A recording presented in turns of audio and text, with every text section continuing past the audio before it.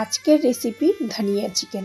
খুবই কম তেল মশলায় আর একদমই অল্প সময়ে তৈরি হবে এই টেস্টি জুসি চিকেন রেসিপিটি। তো প্রথমেই আমি এখানে নিয়ে নেব 1 কেজি চিকেন।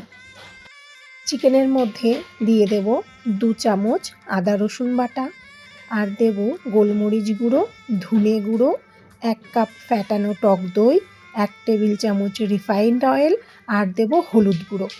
ভালোভাবে মাখিয়ে নিয়ে উপর থেকে দিয়ে দেব হাফ পাতিলেবুর রস, তারপর রেস্টে রেখে দেব 30 মিনিট। একটা মিক্সিং জার নিয়ে তার মধ্যে দিয়ে দেব 1 মুঠো ধনেপাতা, ঝাল অনুযায়ী কাঁচা লঙ্কা, হাফ পাতিলেবুর রস, আর দেব আইসের কিউব, তাতে ধনেপাতার কালারটা নষ্ট হবে না। একটা কড়াইতে দিয়ে দেব 2 টেবিল চামচ রিফাইন্ড অয়েল, ফোড়নে দেব গোটা গরম মশলা আর গোটা শুকনো লঙ্কা। তার মধ্যে দিয়ে দেব 3টে মিডিয়াম সাইজের পেঁয়াজ কুচি।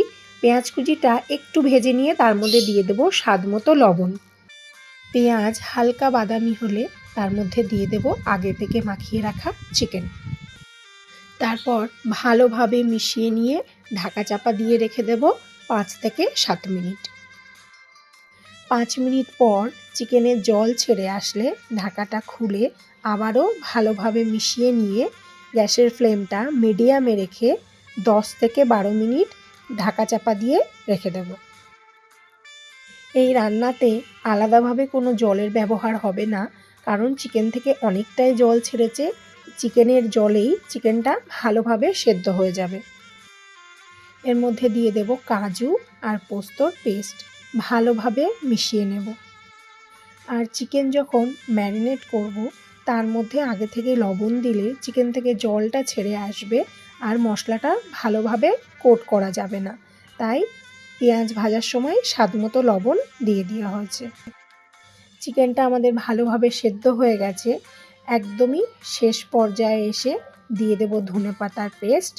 ভালোভাবে আলতো হাতে মিশিয়ে নিলেই রেডি আমাদের ধনিয়া চিকেন। তাহলেই দেখলেন কত সুন্দর আর কত অল্প তেল মশলায় এত সুন্দর একটা চিকেনের রেসিপি রেডি হয়ে গেল।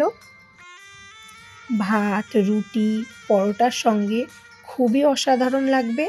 জুসি, সফট, আর এই চিকেনের পিসগুলো যখন মুখে পড়বে একদমই মুখের মধ্যে গলে যাবে। এই শীতকালে অবশ্যই একবার ট্রাই করবেন আর কমেন্টে জানাতে ভুলবেন না। দেখা হচ্ছে আবার অন্য কোনো ভিডিও নিয়ে। ধন্যবাদ।